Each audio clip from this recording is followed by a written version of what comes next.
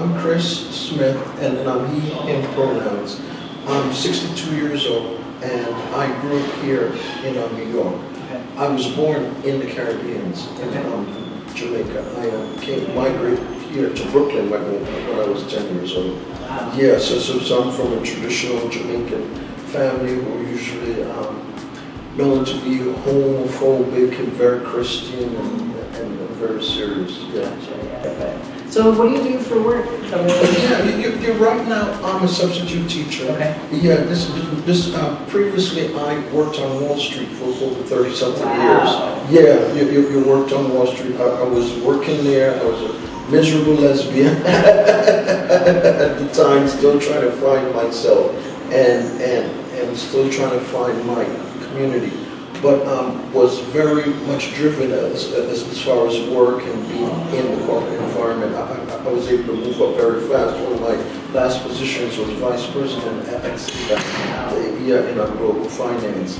Yeah. Whenever I think of Wall Street, I just think of that Leonardo DiCaprio film. Right.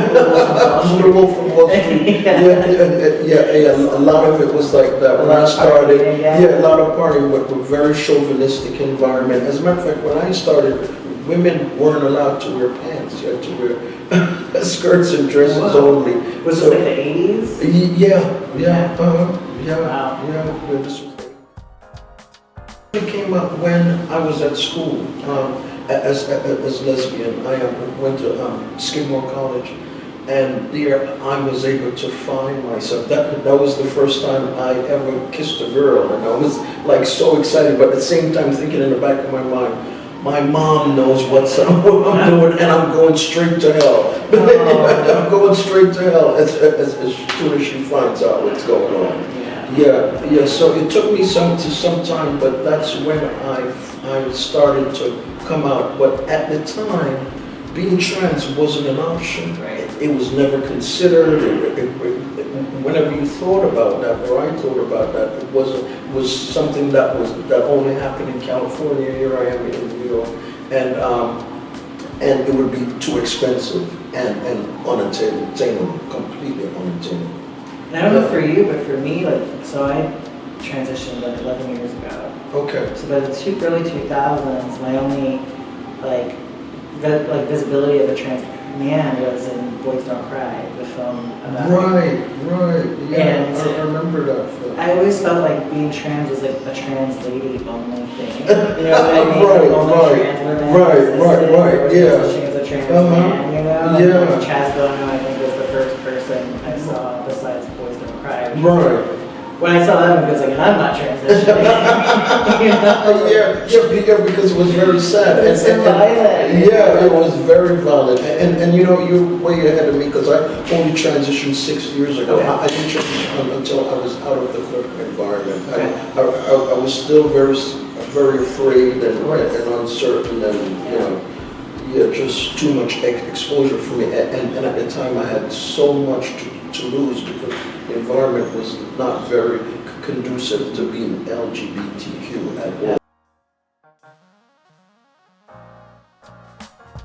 I am very proud of the young people. I think that what I see now in terms of working in a high school here in the city, it's magnificent. They're out, they're proud, they're not ashamed of themselves. I remember just bow our heads and not want to make any eye contact or anything, but I'm very proud of them. And I think it's going to get better. Mm-hmm. There's a wave of somewhat this sort of cult mentality who have come up in especially in certain states, Florida, Texas, and Utah, that have started all this stuff to distract people from the real issues that we're experiencing in this country.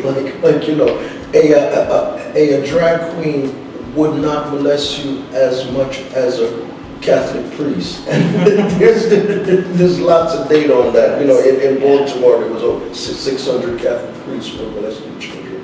But anyhow, so I have faith. I have faith that once all the dust is settled and the smoke screen is gone, that we're gonna come out better. Yeah, I agree. for sure.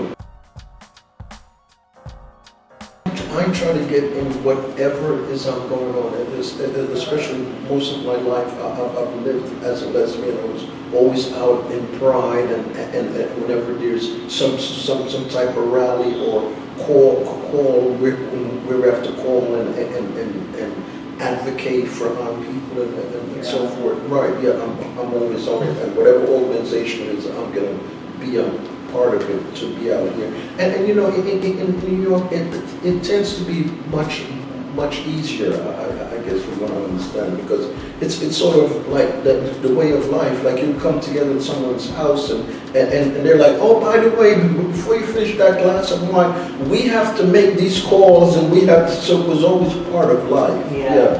You know what? I see them helping society to make this the norm. Like there's no question that, so and so is gay. They're like, so what? Why does it matter? Right. You know, their biggest thing is like, if someone says, well, you know, Harry's gay or Bobby's gay, well, I wasn't trying to hit on him. I don't care.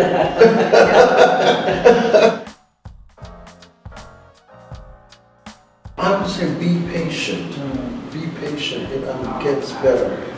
Because what I find is I get a lot of 14 and 15-year-olds that want to transition right away and leave home. I'm like, well, how are you going to afford that? Right. Exactly. They want to leave their house because their parents don't understand, or they can't even have the conversation with their parents. So I would say to be patient, because those that you see on television or having the surgeries at an early age, they're not the norm. It's not the norm at all. They have access or they have the type of community that's more supportive, but that's not the norm. So I always tell them to be patient and just wait. Make sure you get your education, go to college, and once you get there and it enable you to be more independent, then you could start thinking about that. I believe I've asked all the questions I want to ask. Thank you so much for sharing. Oh, you're absolutely It's welcome. a pleasure to know you. Yeah. Really fun to come out, so. Oh, okay, thank you. Yeah. All right.